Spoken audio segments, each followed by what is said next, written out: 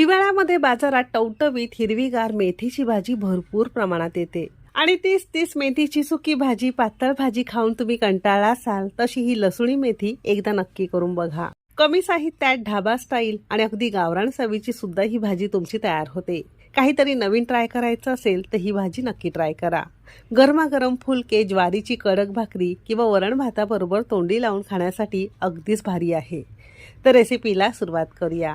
गावरान चवीची किंवा ढाबा स्टाईल लसूणी मेथी बनवण्यासाठी सगळ्यात पहिल्यांदा इथे आपण एक मध्यम आकाराची मेथीची ताजी टवटवीत जुडी घेतलेली आहे. त्यातली सुद्धा अर्धी अशी थोडीशी देठांसहित पानं आपण खोडून घेतलेली आहे. मेथीची भाजी कोणतीही असो, एक खास टीप देऊ इच्छिते. अशी ही भाजी आपल्याला खोडूनच भाजी बनवायची आहे, अजिबात चिरून घालायची नाही, नाहीतर भाजी खाताना थोडीशी कडवट लागू शकते.